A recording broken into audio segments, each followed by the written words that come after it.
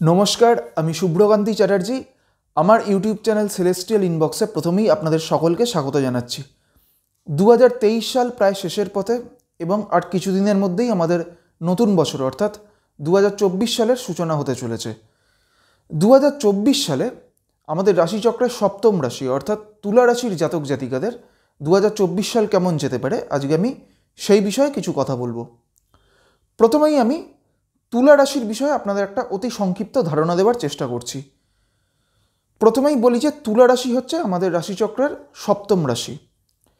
आमरा जखन आमादेर जे 12टी राशि रयेछे एई 12टी राशि निये जखन आमरा आलोचना करी तखन खूब स्वाभाविकभावेई किन्तु एकटी विषय आमादेर सेई विषयटिके जानार आग्रह किन्तु आमादेर सकलेर मध्येई थाके एबं सेई विषयटी हच्छे जे आमादेर एई 12टी जे राशि रयेछे सेई 12टी राशिर जातक जातिकारा एरा मानसिक दिक थेके केमन हय बा एদের চারিত্রিক বৈশিষ্ট্য কেমন হয় এই বিষয়টিকে বুঝতে গেলে আমাদের প্রধানত কিন্তু দুটো বিষয়কে আগে বুঝতে হবে।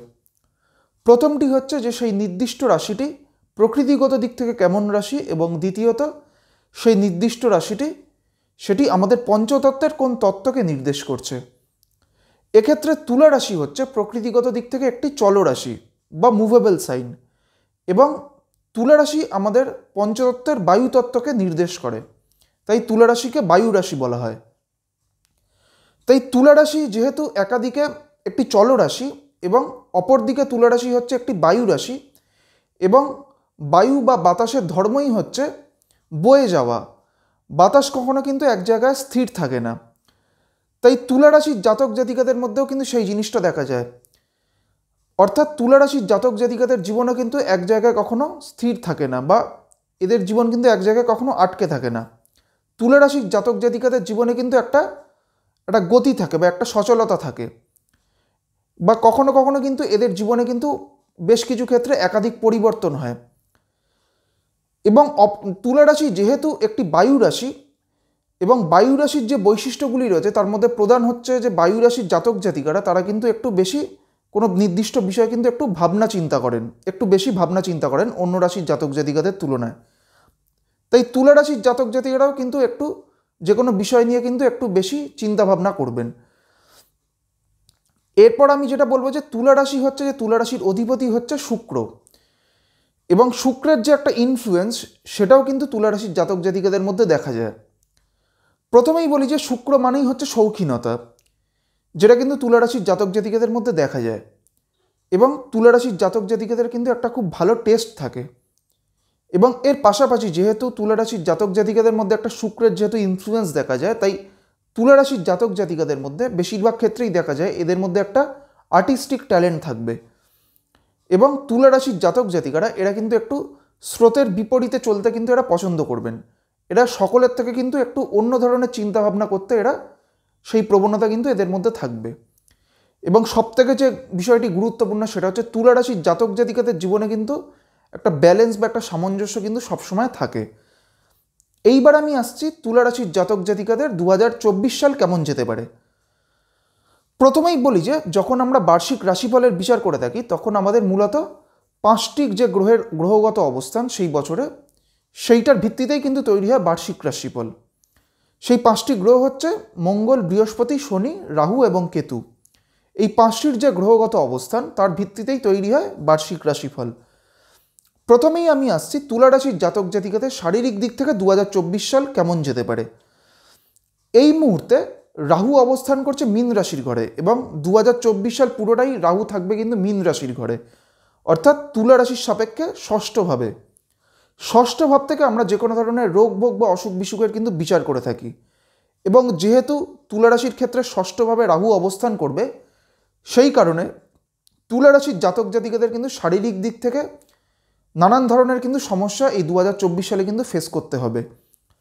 আমি যদি আরও স্পেসিফিক্যালি বলি, যদি আমি সেই সময়টাও যদি বলি তাহলে বলবো যে আগামী 23শে এপ্রিল মঙ্গল প্রবেশ করবে মীন রাশির ঘরে এবং 23শে এপ্রিল থেকে 1 জুন অবধি এই সময়টা মঙ্গল এবং রাহু একত্রে মীন রাশিতে অর্থাৎ তুলা রাশির সাপেক্ষে ষষ্ঠে অবস্থান করবে, যেটা কিন্তু তুলা রাশির জাতক জাতিকাদের শারীরিক দিক থেকে কিন্তু একটা নেতিবাচক প্রভাব দেওয়ার কিন্তু সম্ভাবনা থাকবে। এই 23শে এপ্রিল থেকে 1 জুন এই সময়টার মধ্যে তুলা রাশির জাতক জাতিকাদের ব্লাড রিলেটেড কোনো ধরনের প্রবলেম তৈরি হওয়ার কিন্তু একটা সম্ভাবনা থাকবে। বিশেষ করে তুলা রাশির যাদের হাই ব্লাড প্রেশার রয়েছেন তারা কিন্তু এই সময়টা, এই 23 এপ্রিল থেকে 1 জুন এই সময়টা কিন্তু একটু সাবধানে থাকবেন। এবং তুলা রাশির জাতক জাতিকাদের এই 2024 সালটা পুরোটাই কিন্তু একটা ডাইজেস্টিভ প্রবলেম বা হজম সংক্রান্ত কোনো সমস্যা তৈরি হওয়ার কিন্তু একটা সম্ভাবনা থাকবে। তুলা রাশির জাতক জাতিকাদের অর্থনৈতিক দিক থেকে 2024 সাল কিন্তু একটু, তাদের অর্থনৈতিক দিক থেকে কিন্তু একটু স্টেবিলিটির অভাব দেখা যাবে।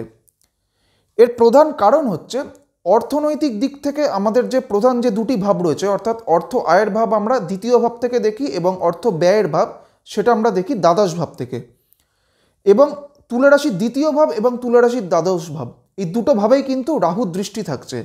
তাই অর্থনৈতিক দিক থেকে একটা স্টেবিলিটির অভাব কিন্তু এই 2024 সালে তুলা রাশির জাতক জাতিকাদের ক্ষেত্রে দেখা যাবে।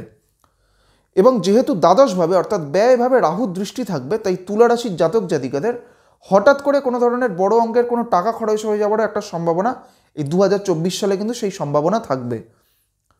প্রফেশনাল লাইফ বা কর্মজীবনের দিক থেকে যদি বলি তুলা রাশির জাতক জাতিকাদের, সেটা তুলা রাশির জাতক জাতিকাদের ক্ষেত্রে কিন্তু সামগ্রিকভাবে কর্মজীবনের দিক থেকে এই 2024 সাল মোটামুটি একটা ভালো সময়।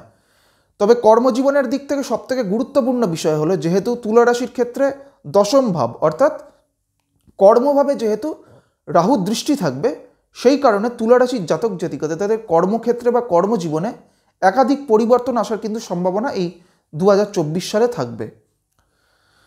তুলা রাশির ক্ষেত্রে দ্বিতীয়ভাবে আমি আগেই বললাম যে রাহুর দৃষ্টি থাকবে এবং দ্বিতীয় ভাব থেকে আমরা পরিবারের বিচার করে থাকি।